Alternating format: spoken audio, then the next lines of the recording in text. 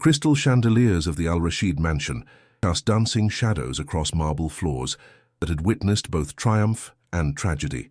Khalil Al-Rashid stood at the floor-to-ceiling windows of his Dubai penthouse, watching the city's golden skyline blur through the haze of another sleepless night. At 42, he commanded a business empire worth $12 billion, yet couldn't command the demons that haunted him since losing his wife 3 years ago. "Sir, the new nanny has arrived," announced Fatima, his long-time housekeeper, her voice carefully neutral. Khalil didn't turn from the window. In the past 3 years, 17 nannies had come and gone. His 6-year-old daughter Amira had driven each one away with her silence, her tears, her refusal to connect with anyone since her mother's death. Today would likely be no different. "Send her to the study," Khalil replied curtly, "and ensure she understands the rules immediately. I won't tolerate another incompetent caregiver disrupting our household." The woman who entered his study moved with quiet dignity that immediately annoyed him. Sakura Tanaka appeared younger than her 25 years, with long black hair pulled back in a simple ponytail and clothes that, while clean and pressed, clearly came from budget stores rather than designer boutiques. Her application had been impressive on paper, but Khalil had learned not to trust credentials when it came to caring for his traumatized daughter. "Mr. Al-Rashid," she said, bowing slightly in what he assumed was some quaint Japanese custom, "thank you for this opportunity. I'm honored to care for Amira." Her English carried a soft accent that reminded him painfully of his late wife Yuki's voice during their early courtship. The similarity struck him like an unexpected blow, hardening his expression. "Let me be clear, Miss Tanaka," Khalil said, deliberately mispronouncing her name. "You are here to provide childcare services, nothing more. Amira requires structure, discipline, and professional distance. She has been difficult since her mother passed. I expect you to maintain appropriate boundaries and avoid any emotional attachments that might complicate your eventual departure." Sakura's eyes flickered with something unreadable, but she merely nodded. "Of course, sir. May I ask about Amira's specific needs and interests? I'd like to understand how best to support her." "She doesn't speak," Khalil said bluntly, watching for the familiar look of concern or pity that usually crossed caregivers' faces at this revelation. "Hasn't uttered a word in 8 months. The psychiatrists say it's selective mutism triggered by trauma. Your job is to ensure she eats, sleeps, and doesn't injure herself. Nothing more." But Sakura's expression remained steady, almost knowing. "Children often communicate in ways beyond words, Mr. Al-Rashid. Sometimes silence carries the deepest messages of all." The observation struck uncomfortably close to truths Khalil preferred to avoid. "Philosophical musings won't help my daughter," he snapped. "Save your amateur psychology for someone more gullible. Fatima will show you to Amira's room and explain the household schedule. Dinner is served at precisely 7 o'clock. You'll eat in the kitchen with the staff." As Sakura turned to leave, she paused at the door. "Mr. Al-Rashid, may I ask, does Amira remember any Japanese? Her mother's language?" The question hit Khalil like a physical assault. Yuki had spoken to their daughter exclusively in Japanese during her first 3 years, filling their home with melodic conversations he'd never fully understood, but had loved to hear. After Yuki's death, all traces of Japanese had vanished from their lives, as if speaking it would summon unbearable memories. "We don't discuss my late wife in this house," Khalil said coldly, "and we certainly don't encourage foreign languages that serve no practical purpose in Amira's future. Focus on English and Arabic if you must engage in conversation." Sakura's bow was deeper this time, but when she straightened, her dark eyes held a spark of something that looked almost like defiance. "Understood, sir. Though sometimes the language of the heart transcends practical purposes." Before Khalil could respond to what felt like subtle insubordination, she was gone, leaving him alone with his anger and the uncomfortable feeling that this nanny might prove different from all the others. Not better necessarily, but different in ways that might complicate his carefully constructed emotional distance. Drop a comment below and tell us where you're watching from. Enjoy this incredible story of pride, prejudice, and the power of unexpected connections. That evening, Khalil worked late in his study, reviewing acquisition papers that required his attention before tomorrow's board meeting. The mansion had settled into its usual tomb-like quiet when an unexpected sound drifted through the halls. Laughter, soft, musical, and utterly foreign after months of oppressive silence. He followed the sound upstairs, his leather shoes silent on the thick Persian carpets. The door to Amira's room stood slightly ajar, revealing a scene that stopped him cold. His daughter sat cross-legged on her bed, actually smiling, while Sakura knelt beside her with what appeared to be origami paper scattered between them. The nanny's hands moved gracefully, folding colored paper into intricate shapes while speaking in soft melodic tones. In Japanese, "Kore wa tsuru desu," Sakura was saying, holding up a delicate paper crane. "Your Oka-san taught you this word, didn't she? Tsuru means crane, and cranes represent hope and healing." Amira's eyes widened with recognition, and she reached for the paper bird with trembling fingers. For the first time in months, she nodded, actually responded to another human being. Khalil's chest tightened with a mixture of wonder and rage. This woman had been in his house for 6 hours and had already achieved what trained therapists couldn't accomplish in months of expensive sessions. "In Japan, we believe that if you fold 1,000 cranes while making a wish, that wish will come true," Sakura continued, beginning work on another crane. "Would you like to learn? We could make them together, for your mama in heaven." Amira's small hands reached eagerly for a square of paper, her movements clumsy but determined. As Sakura guided her fingers through the folds, she began humming a Japanese lullaby that Khalil recognized with painful clarity. It was the same song Yuki had sung to Amira every night before bed. Khalil pushed the door open abruptly, his presence immediately changing the atmosphere in the room. Both Sakura and Amira looked up, the little girl's smile fading as she instinctively pulled away from the origami. "What exactly is happening here?" Khalil demanded, his voice sharp with authority. "I specifically instructed you to avoid foreign languages, and I find you filling my daughter's head with superstitious nonsense." Sakura rose gracefully, positioning herself slightly between Khalil and Amira in a gesture that seemed both protective and respectful. "I apologize if I overstepped, Mr. Al-Rashid." Amira seemed to recognize some Japanese words, and I thought familiar sounds might provide comfort. "Comfort?" Khalil's voice rose despite his efforts to maintain control. "Now you've been here less than a day, and you presume to know what my daughter needs. These cultural practices belong in the past, where they can't cause further psychological damage." Something flickered across Sakura's face, an expression too complex to interpret fully. Pain, perhaps, or recognition. "With respect, sir, sometimes children heal faster when they're allowed to honor their complete heritage. Amira is both Arab and Japanese. Denying half of who she is might create more wounds than it heals." The presumption in her words ignited Khalil's anger. Who was this woman, this stranger from nowhere, to lecture him about his own daughter's well-being? "You forget yourself, Miss Tanaka. You're employed to provide childcare, not psychological analysis. Pack away these crafts and focus on appropriate activities." As he turned to leave, Amira's voice stopped him cold. "Papa," he whispered, so softly he almost missed it. "Tsuru. Pretty." The first words his daughter had spoken in months, and they were defending the very thing he'd tried to eliminate from their lives. Khalil looked back to see Amira clutching the paper crane against her chest, tears streaming down her face, but not tears of sadness. These were tears of recognition, of memory, of connection to something precious she'd thought was lost forever. Sakura watched him with those dark eyes that seemed to see too much, understand too deeply. "Perhaps," he said quietly, "healing doesn't require forgetting. Sometimes it requires remembering with love instead of pain."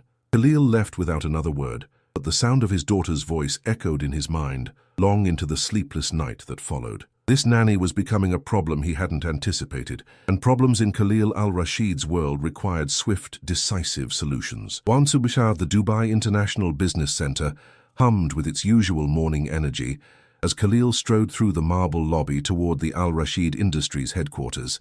His night had been restless, filled with dreams of Yuki's laughter, mixing with their daughter's whispered words, creating a symphony of memories he'd worked 3 years to silence. Coffee couldn't clear the fog from his mind, and the quarterly reports on his desk might as well have been written in hieroglyphics. His assistant Layla knocked softly before entering with her usual efficiency. "Sir, Mrs. Hassan called about this evening's dinner party. He wanted to confirm that the arrangements remain unchanged." Khalil had forgotten about the social obligation entirely. Amina Hassan, a prominent socialite and family friend, was hosting an intimate gathering for several influential business partners and their wives. Attendance was expected, not optional. "Of course," he replied curtly. "Ensure my driver is available at 7:30. "Sir," Layla hesitated, "will you be bringing a guest? Mrs. Hassan mentioned that several attendees are curious about your personal life. There have been questions about whether you might be ready to consider companionship again." The suggestion made Khalil's jaw clench. 3 years wasn't nearly long enough for the vultures circling his eligible widower status to understand that some losses couldn't be replaced or forgotten. "I'll attend alone, as always. Please make that clear to Mrs. Hassan." Meanwhile, back at the mansion, Sakura was discovering that caring for Amira involved more than the typical challenges of childhood. The little girl moved through the day like a ghost, eating mechanically, following instructions without enthusiasm, responding only to direct questions with nods or headshakes, except when they were alone. In the privacy of her room, away from her father's disapproving presence, Amira began to bloom like a flower finding sunlight after a long winter. "Oishi desu ka?" Sakura asked softly, offering a piece of Japanese candy she'd brought from her personal supplies. "Is it delicious?" Amira nodded eagerly, then surprised Sakura by whispering, "Oishi." The word came out hesitantly, rusty from disuse, but unmistakably clear. Japanese words were returning to her, emerging from whatever protective shell she'd constructed around her memories. "Your mama taught you well," Sakura murmured, smoothing Amira's dark hair. "She would be so proud to hear you speaking her language again." "Mama, sad?" Amira asked in a mixture of English and Japanese that would have horrified her father. "Is Mama sad in heaven because I forgot her words?" Sakura felt her heart crack open. "No, sweetheart. Your mama understands everything. She knows you didn't forget her words. You just kept them safe inside your heart until you were ready to share them again." They spent the afternoon working on origami cranes, each fold accompanied by gentle Japanese phrases that Amira began to repeat with growing confidence. By evening, a small collection of paper birds decorated her windowsill, their wings catching the golden desert sunset. When Khalil returned home to change for dinner, the house felt different. Not exactly peaceful, but less oppressive. The heavy silence that had characterized their home since Yuki's death seemed lighter somehow. He found himself listening for sounds of life, for evidence of the connection he'd witnessed the night before. Fatima appeared as he reached the staircase. "Sir, the little miss ate her entire lunch today, first time in months, and she helped prepare tea this afternoon, asked questions about the proper way to serve guests." "Questions?" Khalil paused. "She spoke to you?" "Oh yes, sir, clear as day. Asked if her mama used to serve tea the Japanese way, and whether you liked sweet or bitter flavors." Fatima's weathered face creased with the first smile Khalil had seen from his staff in years. "That young woman upstairs, she has a gift with children." The drive to Mrs. Hassan's estate should have provided time to process this information, but Khalil's mind remained stubbornly focused on the image of his daughter engaging with the world again, speaking, asking questions, showing curiosity about her mother's customs. Everything he'd tried to discourage was apparently the key to bringing her back to life. What did that say about his judgment, about his understanding of his own child's needs? Mrs. Hassan's garden party was already in full swing when he arrived, the terrace glowing with lanterns and filled with Dubai's social elite. Conversations flowed in Arabic, English, and French, accompanied by the gentle splash of fountain water and the subtle fragrance of jasmine. "Khalil Habibti," Mrs. Hassan embraced him warmly, her designer kaftan rustling with each gesture. "You look tired, my dear, working too hard as usual. Come, there are people eager to see you." The evening progressed predictably. Business discussions disguised as casual conversation, subtle negotiations over shared meals, the endless dance of social and professional networking that comprised his world. Yet throughout it all, Khalil found himself distracted by thoughts of home. Was Amira sleeping peacefully? Had she eaten dinner? Was Sakura reading her stories in both languages, helping her remember pieces of herself that had been buried under grief? It was nearly 10 o'clock when his phone buzzed with a text from an unknown number. "Mr. Al-Rashid, this is Sakura. Amira is asking for you. She says she has something important to show you when you come home. She's very excited." The message should have annoyed him. He'd never given the nanny his personal number, which meant she'd obtained it through channels he didn't approve of. But instead of irritation, he felt something closer to anticipation. His daughter was excited about something. When was the last time that had happened? As he made his excuses to leave the party, Mrs. Hassan caught his arm. "Khalil, wait. I wanted to mention, there are rumors about changes in your household. People are saying your daughter is doing better, that you've found someone who understands her needs." Her eyes sparkled with curiosity. "Perhaps it's time to consider how having the right woman in your life might benefit both of you." The suggestion followed him during the drive home, mixing uncomfortably with growing curiosity about what Amira wanted to show him. For 3 years, he'd protected his heart and his daughter's by maintaining rigid control over their environment. But control, it seemed, might have been another word for isolation. And isolation, as tonight's small miracle suggested, might not have been the healing strategy he'd convinced himself it was. The mansion's lights glowed warmly against the desert darkness as Khalil's car pulled into the circular drive. Through Amira's second-floor window, he could see moving shadows, evidence of life and activity that had been absent for far too long. Whatever awaited him upstairs would likely challenge his carefully maintained boundaries, but for the first time in months, anticipation outweighed apprehension. Fatima met him at the door, her expression bright with suppressed excitement. "Sir, you must see. The little miss has been working all evening on something special. She made Miss Sakura promise to wait until you returned home." "Working on what exactly?" Khalil asked, though part of him already suspected the answer involved more origami, more Japanese words, more connections to the past he'd tried so hard to bury. "A surprise, sir. He said it was for you, and for Mama, in heaven." Fatima's voice carried a warmth that had been missing from their household staff interactions for years.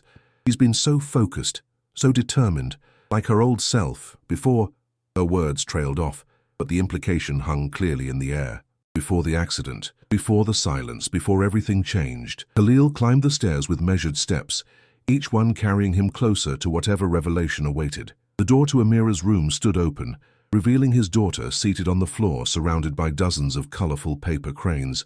Each bird was perfectly folded, their wings spread as if ready to take flight. But what stopped Khalil's breath entirely was the sound filling the room. Singing. Amira was singing in soft, clear Japanese, a voice carrying a melody he recognized from countless bedtime routines years ago. The lullaby Yuki had hummed while rocking their baby daughter, the same song that had filled their home with love and cultural richness before tragedy silenced it forever. "Papa!" Amira looked up as he entered, her face glowing with excitement and accomplishment. "Look, I made suru for Mama. Miss Sakura says if I make 1,000, Mama will know I remember her words." Sakura knelt beside his daughter, her hands folded respectfully in her lap, but her eyes held a mixture of pride and something deeper, something that looked almost like recognition of a moment's profound significance. "She's been working for hours," Sakura said softly. "She wanted to show you that she remembers, not just the language, but the love behind it." Khalil sank onto the edge of the bed, overwhelmed by the scene before him. His silent daughter was not only speaking but singing, creating, connecting with memories he'd convinced himself were too painful to preserve. "How many has she made?" he asked, his voice rougher than intended. 73, Amira announced proudly, holding up a crane painted with silver markers. "This one is special. Miss Sakura showed me how to make it beautiful, like Mama's wedding kimono." "You remember Mama's kimono, Papa?" The question pierced straight through his carefully constructed emotional armor. Of course he remembered Yuki's wedding kimono, the exquisite silk garment that had transformed his beloved into a vision of ethereal beauty on their wedding day. He remembered everything about that day, every detail he'd tried to forget. "I remember," he whispered, reaching for the silver crane with trembling fingers. "It was the most beautiful thing I'd ever seen, until I saw your Mama wearing it." Amira beamed at his response, then carefully selected another crane from her collection. This one was folded from paper that sparkled gold in the lamplight. "This one is for you, Papa. Miss Sakura says gold means strength, and you're the strongest person in the world." Sakura's eyes met his over their daughter's head, and for a moment, something passed between them. Not attraction exactly, but understanding. Recognition of shared purpose in healing this broken child, this damaged family. "Amira wanted to ask you something," Sakura said gently. "Something important about her Mama's things." "What is it, Habibti?" Khalil asked, using the Arabic endearment he'd avoided for months. His daughter's smile faltered slightly, replaced by an expression of nervous hope that made his chest tighten with protective instincts. Can we look at Mama's clothes? Her pretty things. Miss Sakura says maybe I could learn to wear kimono like Mama did, but only if you think it's okay." The request hit Khalil like a physical blow. Yuki's possessions remained exactly as she'd left them, preserved behind locked doors he hadn't opened since the funeral. The idea of disturbing that sacred space, of allowing reminders of his loss to infiltrate their daily life, had been unthinkable. But looking at his daughter's hopeful face, seeing her engagement with life for the first time in almost a year, made the impossible seem suddenly necessary. "We can look," he heard himself saying, the words emerging despite every instinct screaming against them. "Tomorrow, if you'd like, we can look at Mama's beautiful things together."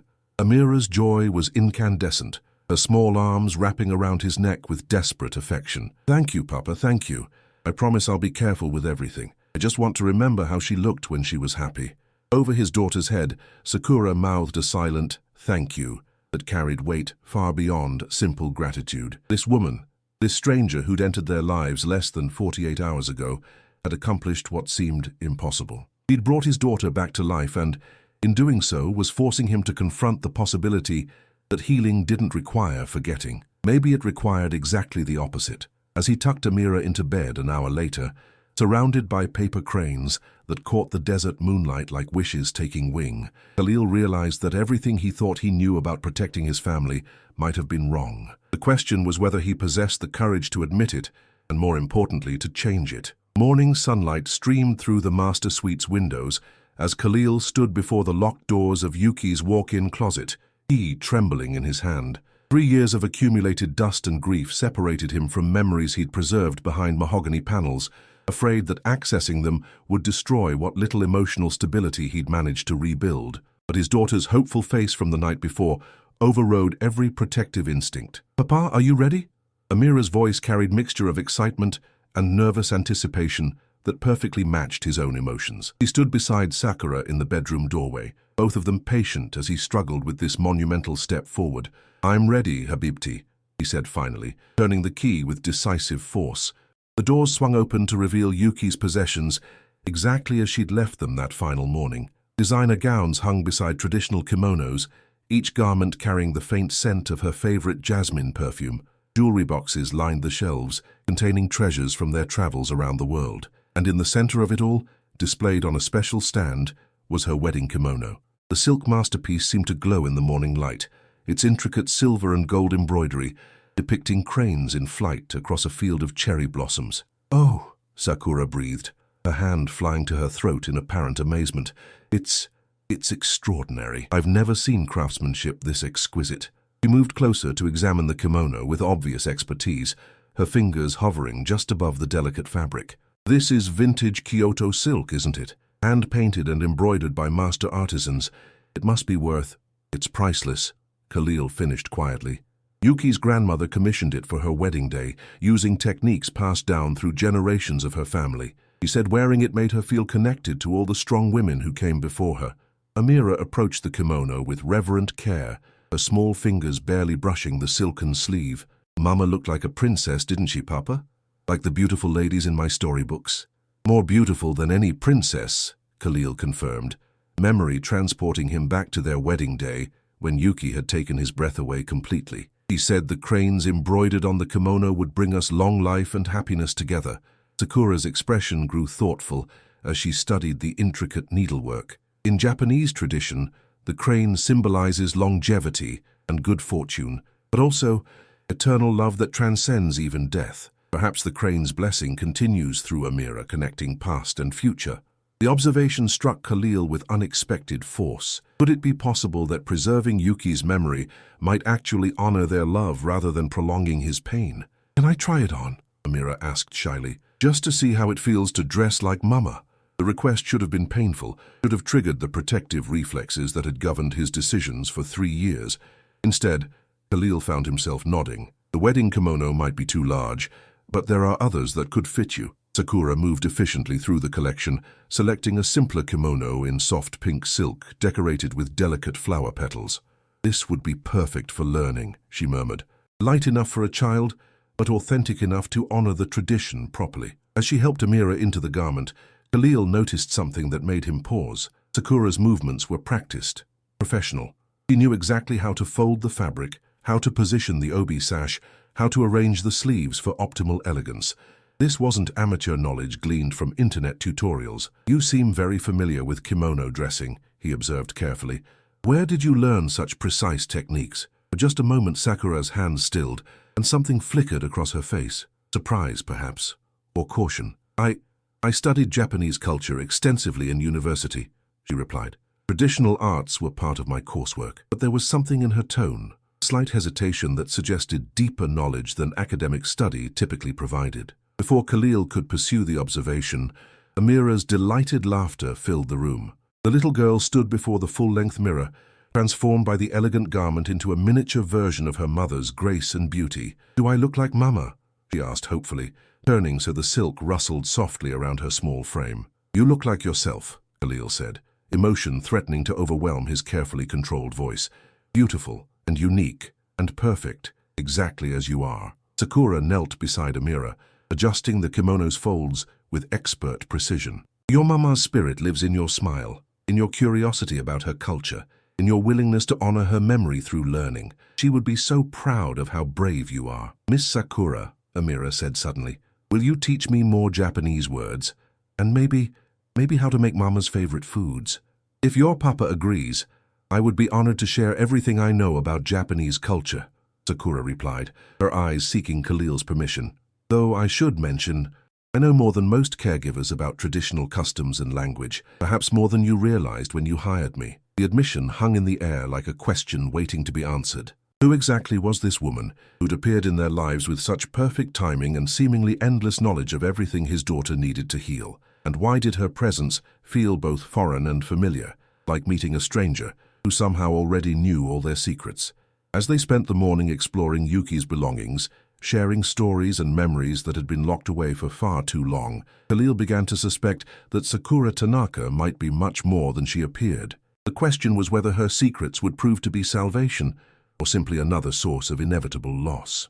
The Dubai World Trade Center gleamed with architectural ambition as Khalil navigated the morning traffic toward his most crucial business meeting of the quarter.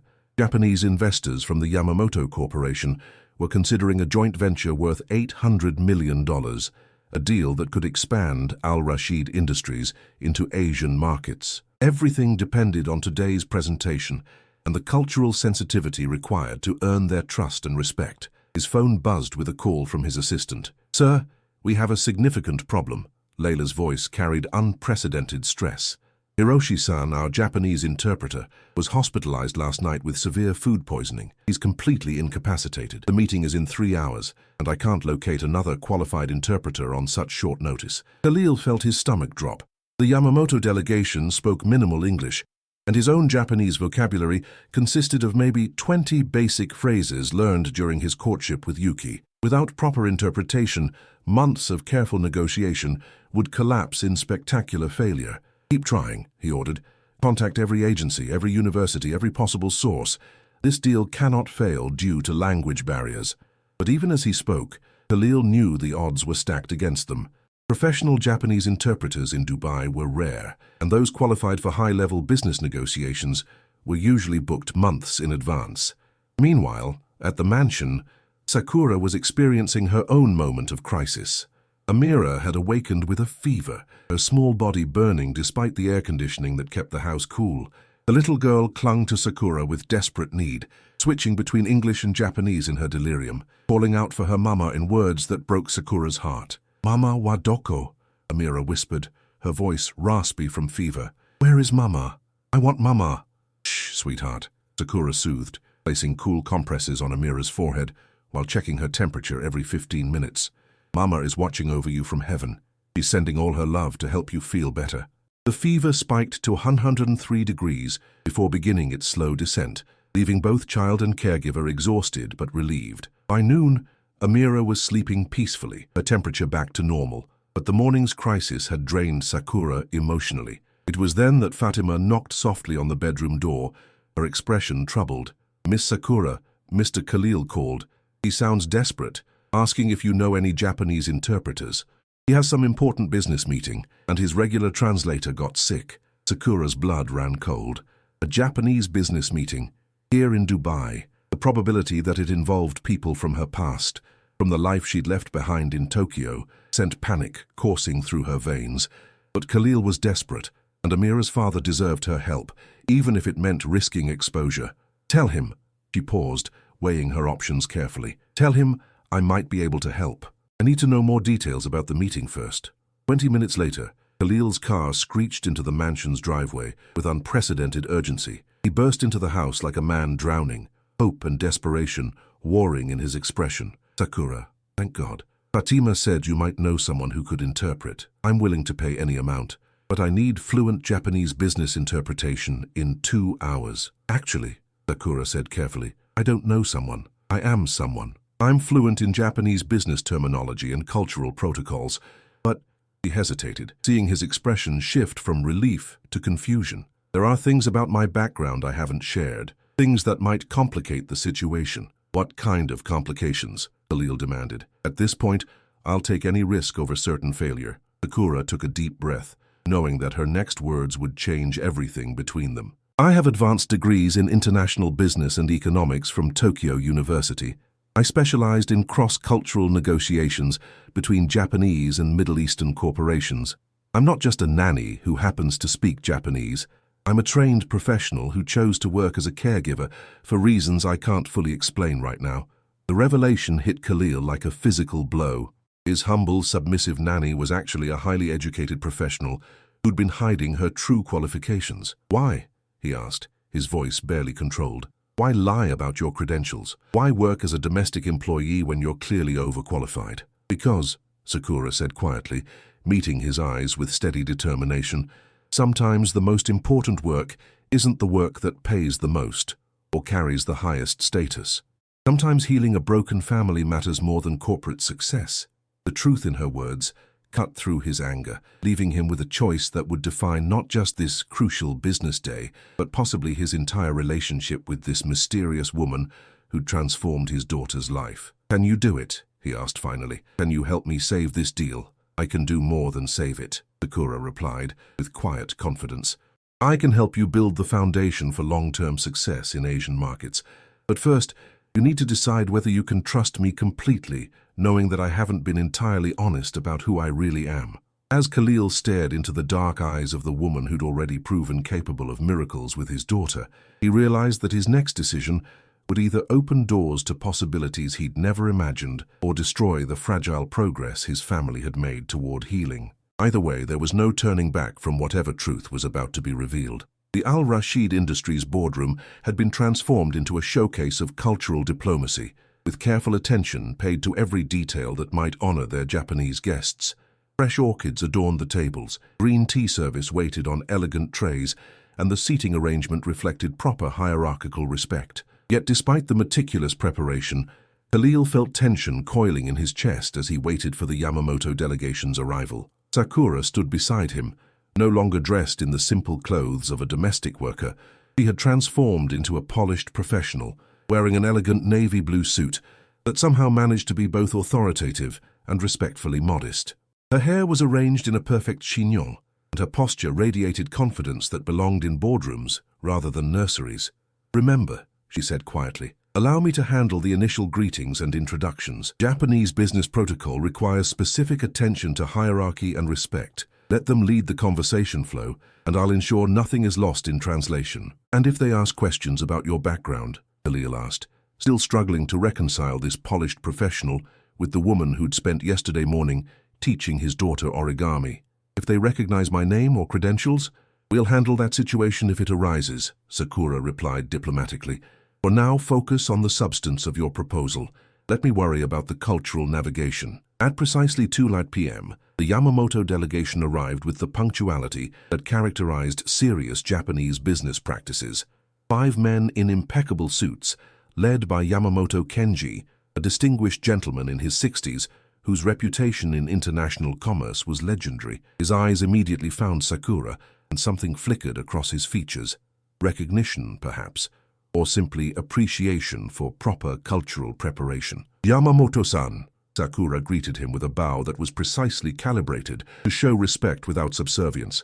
Hajimemashite, watakushi wa Toyi no Sakura to moshimasu. Kyo wa oitogashi naka oide itadaki arigatou gozaimasu. The fluency and formality of her Japanese introduction clearly impressed the delegation, but it was Yamamoto-san's response that made Khalil's blood run cold. Sakura-san, he replied in Japanese, his tone carrying surprise and something deeper. Your Japanese is remarkably sophisticated, almost native level, and your accent, it's distinctly Tokyo. Might I ask where you acquired such precise linguistic skills? Sakura's response was smooth, but Khalil caught the slight hesitation before she spoke. I lived in Japan for several years, Yamamoto-san. I was fortunate to study under excellent mentors who insisted on perfection in both language and cultural understanding. The answer seemed to satisfy the delegation, and the meeting proceeded with remarkable smoothness. Sakura translated not just words, but cultural nuances, helping Khalil understand when to pause for reflection, when to elaborate on technical details, and when to allow comfortable silence that showed respect for the decision-making process. Her expertise transformed what could have been a disaster into a masterclass in cross-cultural business negotiation. "Your proposal shows great promise, Al-Rashid-san," Yamamoto-san said through Sakura's translation. "However, we must understand your company's commitment to long-term partnership rather than short-term profit extraction. In Japanese business culture, relationships span generations, not quarterly reports." Khalil leaned forward, speaking directly to the camera of Sakura's steady gaze. "Tell them that my vision extends far beyond immediate returns. I want to build something lasting, something that honors both our cultures and creates opportunities for our children's generation to continue what we start today." As Sakura translated his words with evident passion, something extraordinary happened. The formal business atmosphere transformed into genuine human connection. Yamamoto-san's stern expression softened, and he began sharing stories of his own company's founding principles, the values that had guided 3 generations of family leadership. "He's saying," Sakura translated, "that true business partnership is like marriage. It requires trust, patience, and willingness to support each other through difficult times. He wants to know if you understand this commitment fully." The question struck Khalil with unexpected emotional weight. Marriage, partnership, commitment through difficulties. These concepts had defined his relationship with Yuki and had been shattered by her death. Yet here, in this unlikely business context, he found himself considering what it might mean to open his heart to partnership again. "Tell him," Khalil said slowly, "that I learned about lasting commitment from my Japanese wife. She taught me that the strongest bonds are forged not in moments of success, but in how we support each other through loss and challenge. I'm ready to build that kind of relationship with Yamamoto Corporation." Sakura's eyes widened slightly at his personal revelation, but she translated flawlessly. The effect on the Japanese delegation was immediate and profound. Yamamoto-san actually smiled, and the other members began speaking among themselves with obvious excitement. "Al-Rashid-san," Yamamoto-san said, rising from his chair, "you honor us with such openness. Your late wife must have been a remarkable woman to inspire such understanding of our values." "She was extraordinary," Khalil replied, his voice thick with emotion. "And I believe she would want this partnership to succeed, to build bridges between our cultures for future generations." The meeting concluded with handshakes, bows, and promises to finalize contracts within the week. As the delegation departed, Yamamoto-san approached Sakura with a business card and a few quiet words in Japanese that made her face pale visibly. "What did he say?" Khalil asked once they were alone in the boardroom. Sakura stared at the business card with trembling fingers. He said that my Japanese is too perfect to be learned. He thinks I might be connected to his industry somehow, possibly through family. He's invited me to contact him if I ever want to return to Japan." The implications of Yamamoto-san's observation hung heavy in the air. Who was Sakura really? What connections did she have in Japan that she'd never mentioned? And why did the possibility of her leaving for Japan fill Khalil with something that felt dangerously close to panic? "Are you?" he asked quietly. "Connected to his industry through family?" Sakura met his eyes with an expression that carried years of carefully guarded secrets. "That, Mr. Al-Rashid, is a conversation we need to have privately, away from business meetings and public spaces, because the truth about who I really am will change everything between us, and I need to know that you're ready to hear it." As they stood in the boardroom, where she'd just saved his most important business deal, Khalil realized that Sakura Tanaka had become much more than his daughter's caregiver. He was the key to mysteries that connected his past, present, and future in ways he was only beginning to understand. The question was whether he possessed the courage to unlock the truth, knowing that some doors, once opened, could never be closed again. That evening, after Amira had been tucked into bed with a fresh collection of origami cranes and whispered Japanese lullabies, Khalil found himself in his study with Sakura, the space feeling charged with unspoken truths. The business success of the afternoon felt distant compared to the weight of secrets that seemed to press against the mahogany-paneled walls. "Before you tell me anything," Khalil said, pouring 2 glasses of Arabic coffee, "I want you to know that what you did today was extraordinary. You saved a deal worth hundreds of millions of dollars. But more than that, you showed me possibilities I'd never considered. The way you navigated between cultures, The way you understood both sides. He paused, studying her face in the lamplight. It was like watching someone who belonged in both worlds naturally. Sakura accepted the coffee cup with hands that trembled slightly. That's closer to the truth than you realize, he said quietly. Khalil, what I'm about to tell you will sound impossible, but I need you to listen with your heart, not just your mind. She took a deep breath that seemed to carry the weight of years. My real name isn't Sakura Tanaka. It's Sakura Yamamoto. The coffee cup slipped from Khalil's fingers, shattering against the marble floor in a crash that seemed to echo through the sudden silence. Yamamoto, he whispered. Like Yamamoto Kenji, yes. He's my uncle. But more importantly, Sakura's voice broke slightly. I'm Yuki's younger sister. The sister she told you died in a car accident 7 years ago. The room spun around Khalil as memories crashed together in impossible combinations. Yuki's grief when her sister supposedly died, the funeral they'd attended in Tokyo, the way his wife had never quite recovered from that loss. That's impossible. We went to your funeral. Yuki cried for months. The funeral was for my old life, Sakura explained, tears streaming down her face. I wasn't actually dead, but I was dead to my family. We had a terrible fight about Yuki's marriage to you. Our parents disapproved of her marrying outside Japanese culture, and I supported them. I was young and traditional, and couldn't understand why she would choose love over family expectations. Khalil sank into his leather chair, mind reeling from revelations that rewrote everything he thought he knew. You opposed our marriage? I was 20 years old and stupid, Sakura said desperately. I thought I was protecting her from making a mistake. When she chose you over family approval, I said terrible things, unforgivable things. She told me I was dead to her, and I was so proud and angry that I agreed. We staged my death to make the break complete. But why? Khalil demanded, anger and confusion warring in his voice. Why come here now? Why work as Amira's nanny? Why lie about who you are? Sakura moved to the window overlooking the garden where Amira played each morning, her reflection ghostly in the glass. Because 3 years ago I learned that my sister was dead, really dead. And I realized that all our years of stupid pride and stubbornness had cost us any chance of reconciliation. Her voice broke completely as she continued. I came to Dubai to see Amira, to understand what kind of life Yuki had built with you.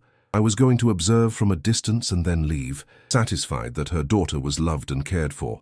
But when I saw how broken you both were, how grief had isolated you from everything that made Yuki happy, you decided to interfere, Khalil finished, his tone cold with betrayal. I decided to help, Sakura corrected fiercely. Yuki would be heartbroken to see Amira cut off from her Japanese heritage, to see you both drowning in isolation instead of celebrating her memory together.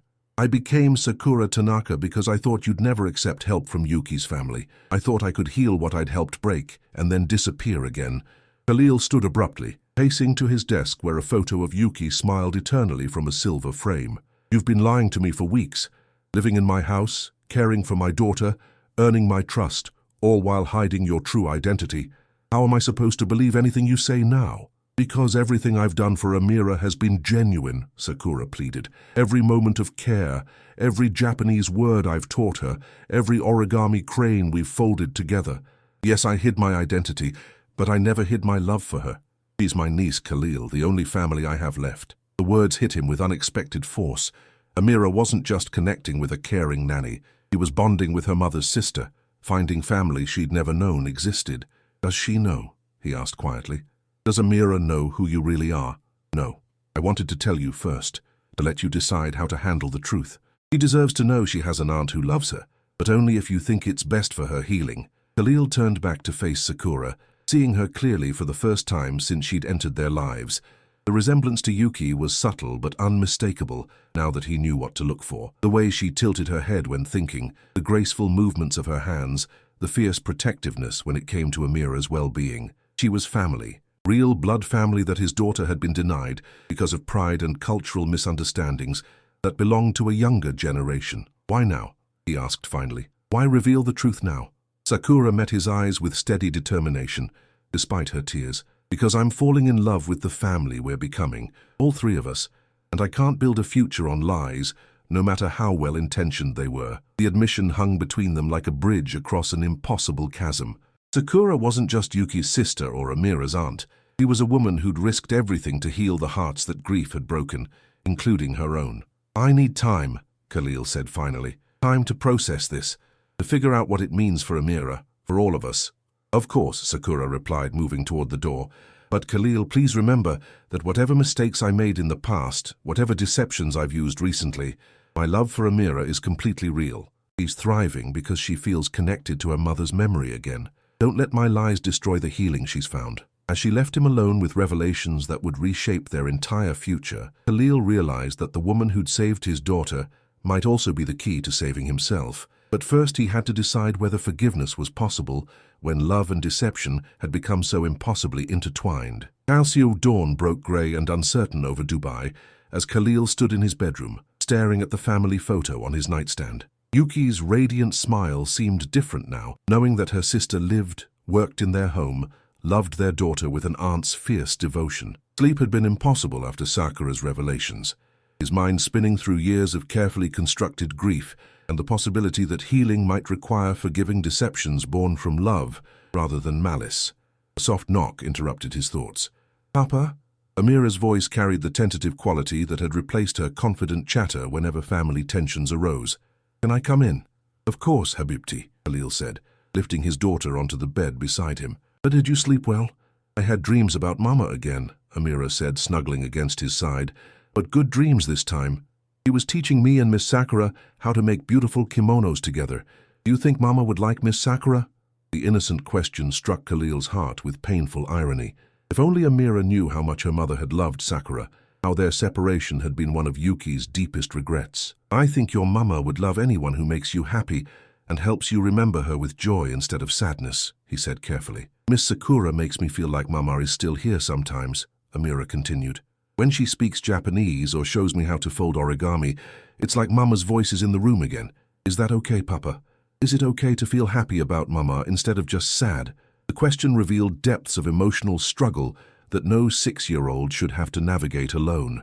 For 3 years, Khalil had modeled grief as something to be endured rather than transformed, showing his daughter that remembering her mother meant staying trapped in pain rather than celebrating love that transcended death. "It's more than okay," he said firmly. "Your Mama would want you to feel joy when you think of her. She would want you to learn about her culture and carry her love forward into your own life. I think I forgot that for a while." Downstairs, Sakura was preparing breakfast with hands that moved automatically through familiar routines while her mind raced through possible futures.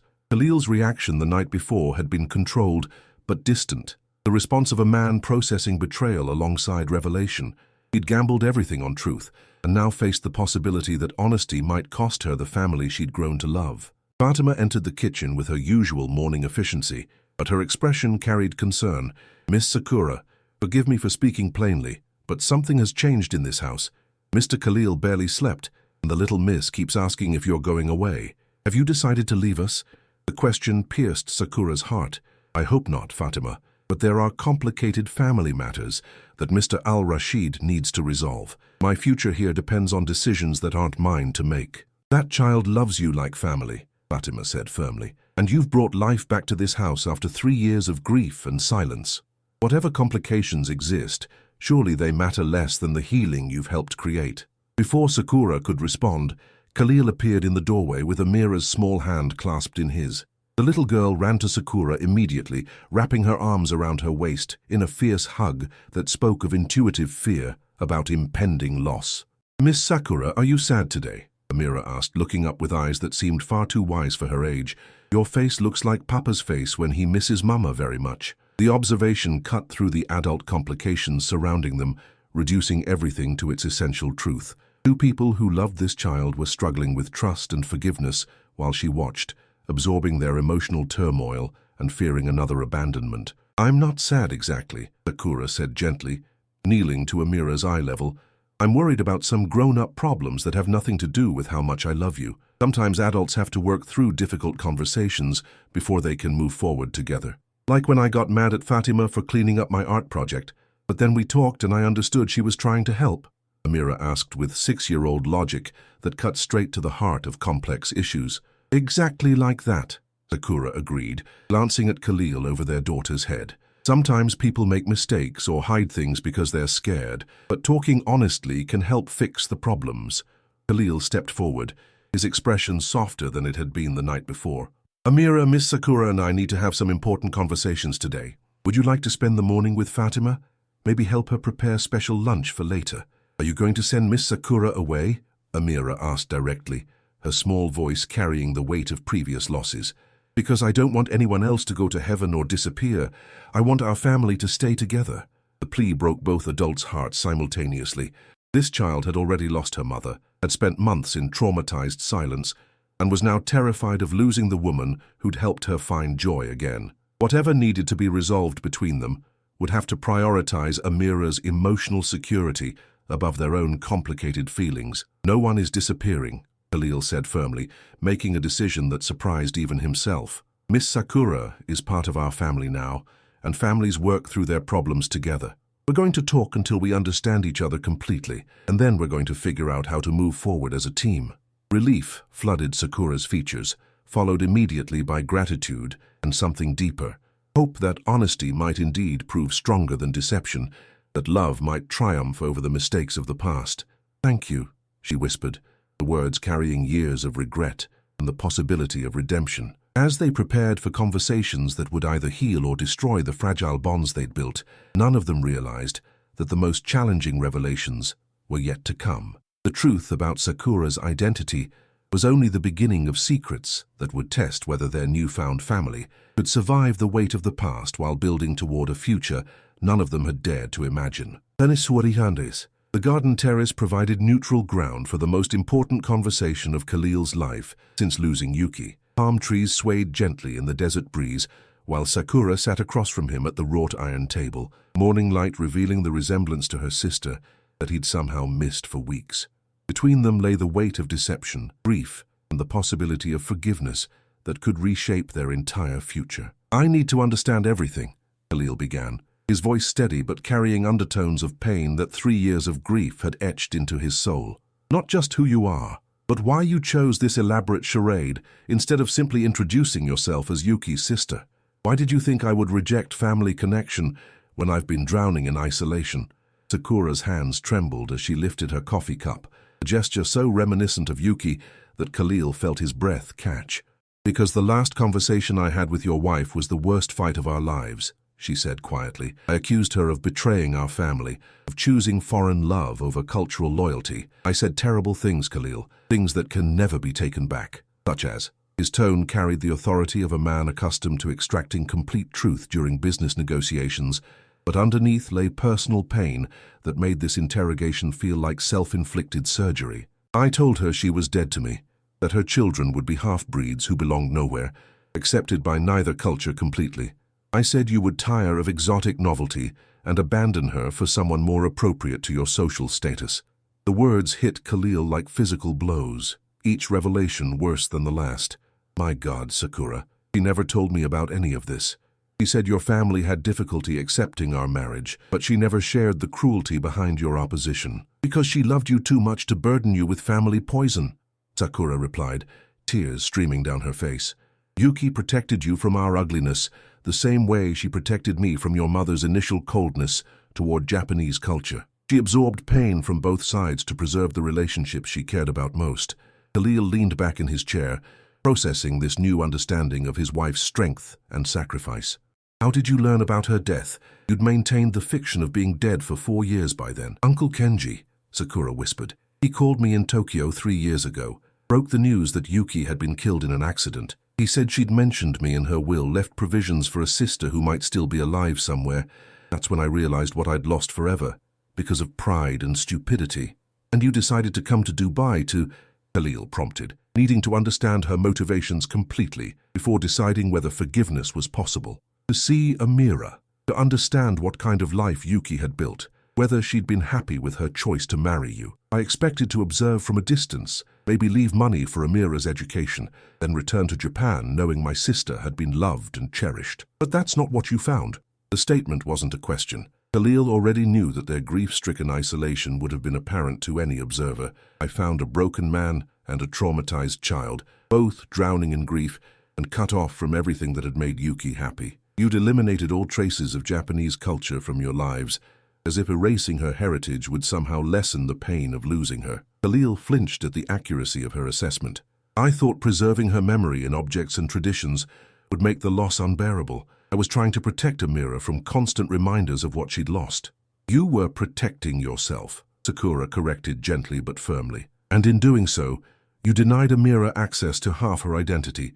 She needed connection to her mother's culture to feel complete, not protection from it. The truth in her words was undeniable, but it raised other questions that needed answering before any path forward became clear.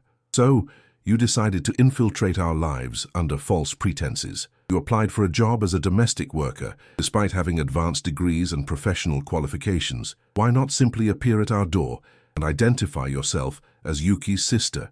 Sakura was quiet for long moments, staring at her hands as if the answer lay written in the lines of her palms. Because I was terrified you'd reject me. Yuki might have forgiven my cruelty eventually, but you had no reason to welcome the woman who'd tried to destroy your marriage. I thought if I could prove my worth as Amira's caregiver, demonstrate my genuine love for her, you might accept my presence even if you knew the truth. And if I'd never discovered your real identity?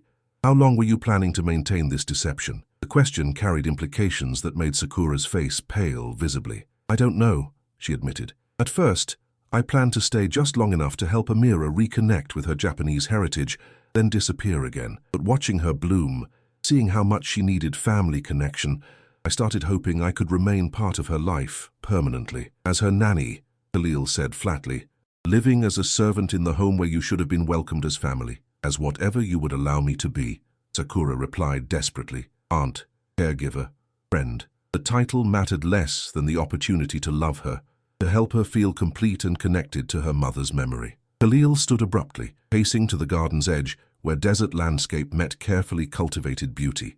Do you have any idea what your deception has cost us? The relationship we might have built if you'd been honest from the beginning?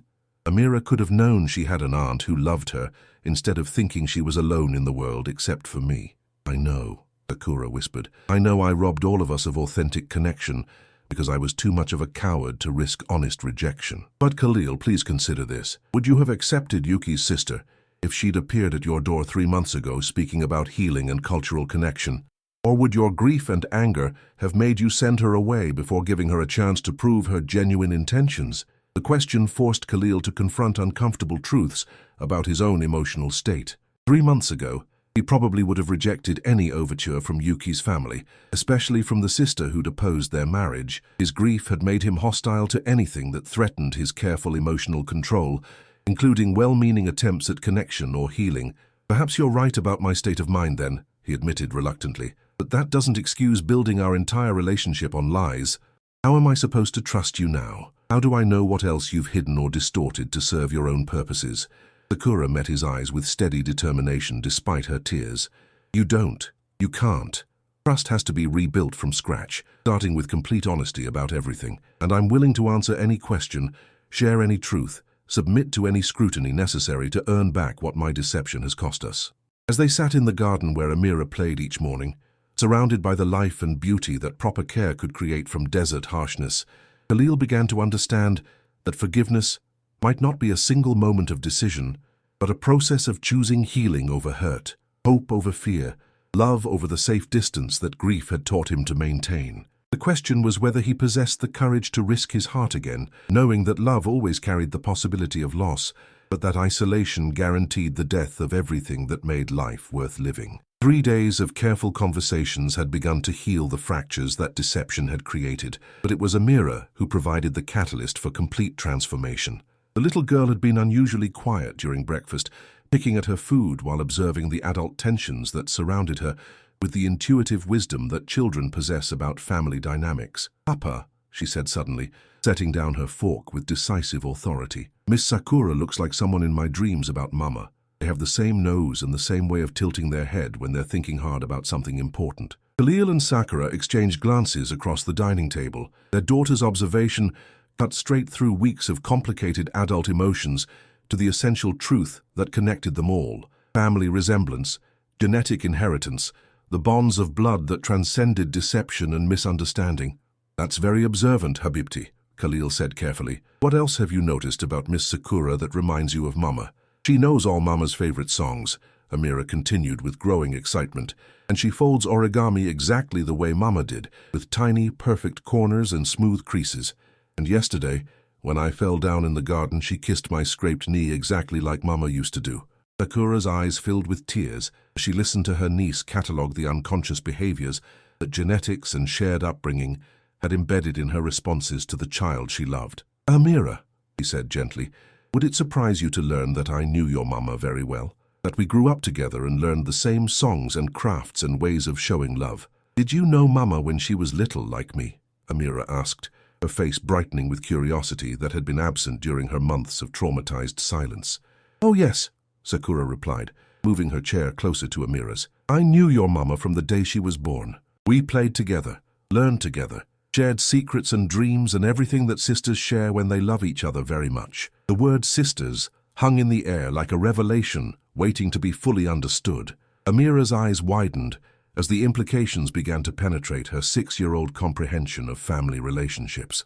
"Sisters," she whispered, "like real sisters. Does that mean—" "It means," Khalil said gently, taking his daughter's small hands in his larger ones, "that Miss Sakura is your Mama's sister, which makes her your aunt, your real family who loves you and wants to take care of you forever." Amira's reaction was immediate and overwhelming. She launched herself from her chair into Sakura's arms with desperate joy, sobbing against her shoulder with relief that had been building for 3 years of believing herself alone except for her father. "Aunt Sakura," she repeated through her tears. "I have an aunt, I have Mama's sister. Does that mean Mama's love is still here with us?" "Your Mama's love never left," Sakura assured her, holding the child with fierce protectiveness. "It lives in your smile, in your curiosity about Japanese culture, in your kind heart that cares about others. And now you know that Mama's love continues through family connections that death can't break." Over Amira's head, Khalil watched his daughter's joy transform his understanding of what family could mean. This wasn't just about forgiveness between adults who'd made mistakes. This was about a child's right to know her complete identity, to feel connected to her mother through living relatives who carried the same genes, the same cultural knowledge, the same capacity for love that transcended individual mortality. "There's something else you should know, Amira," Khalil said softly. "Aunt Sakura didn't just happen to find us. She came to Dubai specifically to meet you, to make sure you were loved and cared for, to share your Mama's culture and help you feel complete." "She came just for me?" Amira asked with wonder. "Even though she lives far away in Japan?" "She came because family takes care of family," Sakura explained. "When I learned about your Mama's accident, I realized that you needed connection to her Japanese heritage, to the songs and stories and traditions that were part of who she was. I couldn't let you grow up not knowing that part of yourself." Amira pulled back to study Sakura's face with new understanding. "Is that why you know everything about Mama's favorite things? Because you're her sister and sisters share everything?" "Exactly," Sakura confirmed. "And now I want to share all those memories and traditions with you, so you'll always feel connected to your Mama's love and her family's history." The transformation in Amira was immediately apparent. The careful restraint she'd maintained around adults, the sense of walking on emotional eggshells that had characterized her behavior since the accident, dissolved into natural childhood exuberance. She had family beyond her father. She belonged somewhere complete and whole. "Can I call you Aunt Sakura now?" she asked hopefully, "instead of Miss Sakura?" "I would be honored," Sakura replied, fresh tears streaming down her face. "I've waited 3 years to hear you call me aunt. And can we make origami cranes for Mama and tell her that her sister is taking care of me now? I think she would be happy to know we're all together." As they spent the morning crafting paper birds that would carry messages of love and reconciliation to heaven, Khalil realized that his daughter had accomplished what weeks of adult conversation had struggled to achieve. She'd transformed their complicated situation into simple truth. They were family, they loved each other, and love was strong enough to overcome mistakes, deception, and even the fear of loss that had governed his decisions since Yuki's death. By afternoon, the house felt different, not just because secrets had been revealed, but because authentic relationships had replaced careful performances. Sakura moved through their home as Aunt Sakura, no longer hiding her expertise or her deep knowledge of family history. Amira chatted constantly about her aunt, her Mama's sister, the family connections that made her feel complete again. And Khalil found himself watching this transformation with something that felt dangerously close to wonder. The woman he'd hired as a nanny had become the family member his daughter desperately needed. But more than that, she'd become something he hadn't dared to hope for.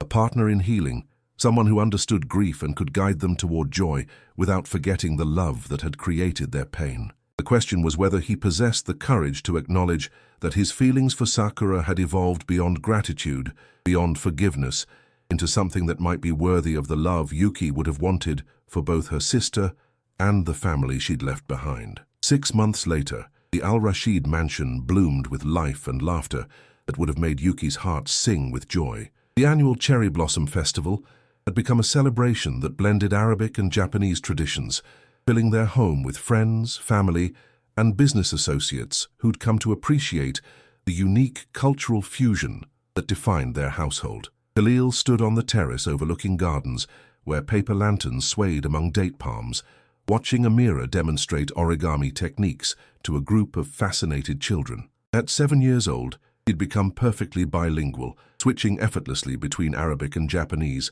as she explained the significance of each folded crane to her eager audience. 1,000 cranes for 1,000 wishes, she announced, with the confidence of a child who'd never doubted her place in the world. My mama taught Aunt Sakura, and Aunt Sakura taught me, and now I can teach all of you. That's how family love keeps growing forever. Sakura approached from the kitchen, elegant in a kimono that had belonged to Yuki, her sister's memory honored through living tradition rather than preserved in static shrine. She carried a tray of traditional sweets, moving with the grace that had first reminded Khalil of his late wife, but now belonged entirely to the remarkable woman she'd become in her own right. The Yamamoto delegation is impressed, she reported with a smile that held both professional satisfaction and personal joy. Uncle Kenji says our cultural integration model could revolutionize international business partnerships throughout the Gulf region. The Yamamoto Corporation had indeed become Al-Rashid Industries' most valued partner, but more than that, they'd become extended family. Kenji visited regularly, bringing gifts for his grandniece and sharing stories about the grandmother whose kimono collection had provided Amira with authentic connection to her heritage. And what does Aunt Sakura say about expanding our consulting services to other companies? Khalil asked, slipping his arms around her waist in a gesture that had become as natural as breathing. Aunt Sakura says that some families are worth more than any business empire, he replied, leaning back against his chest, though she also thinks helping other multicultural families find balance could be meaningful work. Their engagement had surprised no one who'd witnessed the gradual transformation of their relationship, from employer-employee to family members to partners in every sense. The proposal had come naturally, organically, during a quiet evening when Amira had asked why people who loved each other didn't just promise to stay together forever. Would you like us to make that promise, Habibti? Khalil had asked his daughter. Would you like Aunt Sakura to become your stepmother officially? She's already my mama's sister and my best friend, and the person who makes you smile again, Amira had replied, with 7-year-old logic. If getting married makes her stay with us forever, then yes, please. The wedding ceremony had honored both cultures, with Arabic traditions that celebrated Khalil's heritage alongside Japanese customs that connected them to Yuki's memory. Amira had served as flower girl, scattering origami cranes along the aisle, while explaining to guests that each paper bird carried wishes for happiness that would last forever. Now, as the evening celebration continued around them, Khalil marveled at the journey that had brought them to this moment. A year ago, he'd been drowning in grief and isolation, convinced that protecting his heart meant avoiding anything that might reopen wounds. Today, he was surrounded by love that honored the past, while embracing an impossible future he'd never dared to imagine. You think she would approve? He asked softly, nodding toward the photo of Yuki that held a place of honor among the cherry blossoms. Of us, of how we've built this family. Sakura followed his gaze to her sister's radiant smile. I know she would. Yuki always said the greatest love was the kind that created more love, that brought people together, instead of keeping them apart. Look around, Khalil. Look what we've created together. The terrace indeed showcased love's power to multiply rather than diminish. Children from a dozen cultures played together, while their parents discussed business partnerships that transcended traditional boundaries. The Al-Rashid Foundation's scholarship recipients mingled with diplomats and entrepreneurs, all united by the understanding that authentic success meant lifting others rather than competing for limited resources. Uncle Khalil, called Hassan, one of Amira's cousins from his side of the family, who'd traveled from Abu Dhabi for the celebration. Amira says she can teach me to make origami dragons. Is that really possible?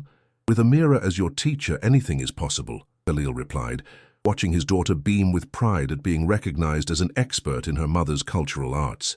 The integration hadn't been without challenges. Some of Dubai's more traditional families had initially questioned Khalil's marriage to his daughter's former nanny, regardless of her actual qualifications and family connections.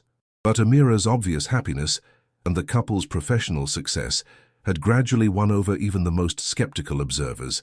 Children, it seemed, were the ultimate judges of authentic love, and Amira's glowing confidence provided irrefutable evidence that this unconventional family arrangement was not only working but thriving. "Papa, Aunt Sakura," Amira called from across the garden, "come help me show everyone the special dance Mama used to do at festivals, the one where we all hold hands and make wishes for people we love." As they joined the circle of family and friends, Khalil felt Yuki's presence not as absence, but as continuation. Her love lived in Amira's laughter, in Sakura's gentle guidance, in the cultural bridge they'd built between worlds that had once seemed impossibly separated. The dance was simple but meaningful, each participant making silent wishes for the happiness of others, while music blended Arabic melodies with Japanese harmonies.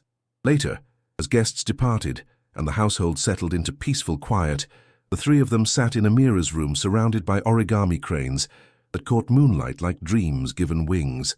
"How many do we have now?" Amira asked sleepily, nestled between the two adults who'd created the family she'd always needed, but never quite understood how to request. 1,007, Sakura replied, smoothing her stepdaughter's hair with the same gentle touch that had once belonged exclusively to Yuki. "More than enough to ensure that all our most important wishes come true." "What did you wish for when we were dancing?" Amira asked her father. "I wished for time," Khalil admitted. "Time to watch you grow up happy and confident. Time to build more memories with this family. Time to honor your mama's love by creating the kind of life she would have wanted for all of us." "And what about you, Aunt Sakura? What was your wish?" "I wished for forgiveness," Sakura said quietly. "For your mama to know that her sister finally understands what she tried to teach me about love being stronger than tradition, about family being something you build with your heart, rather than something you inherit through blood alone." Amira considered this with the seriousness that characterized her approach to important family matters. "I think Mama already forgave you," she said finally, "because she sent you to take care of us when we didn't even know we needed taking care of. That's what mamas do, right? They make sure their families are okay even when they can't be there themselves." As they tucked Amira into bed surrounded by paper cranes and whispered lullabies in both languages, Khalil and Sakura understood that their daughter had identified the truth that would guide their family forward. Love wasn't diminished by loss or complicated by unconventional beginnings. Love was the force that brought healing to broken hearts, connection to isolated souls, and hope to futures that had once seemed impossible. Standing together in the doorway, watching over the child who'd taught them both that family was defined by choice rather than circumstance, Khalil took Sakura's hand with gratitude that transcended words. They'd found each other through deception and grief, but they'd built something authentic and lasting through honesty and courage. Tomorrow would bring new challenges, new opportunities to honor both Arabic and Japanese traditions, while creating something uniquely their own. The Al-Rashid Foundation would continue expanding, helping multicultural families navigate the complexities of cross-cultural identity. The business partnerships with Japan would deepen, creating opportunities for understanding that transcended simple commercial transactions. But tonight, they were simply a family, complicated, unconventional, born from loss and rebuilt through love, exactly the kind of family that Yuki Al-Rashid had always dreamed of creating, one where different cultures enhanced rather than threatened each other, where children grew up knowing they belonged everywhere instead of nowhere, where love multiplied through sharing rather than hoarding. In the garden below, night-blooming jasmine released its fragrance into desert air, while paper cranes caught starlight and held fast to wishes that had already begun coming true. The mansion that had once echoed with grief now hummed with life, proof that the greatest victories weren't won in boardrooms, but in hearts that chose healing over hurt, connection over isolation, love over the safe but empty distance that fear had once made seem necessary. Subscribe for more incredible stories of love, family, and the courage to rebuild after loss, because sometimes the most beautiful families are the ones that choose each other across impossible odds, creating home from hope and hearts brave enough to trust again.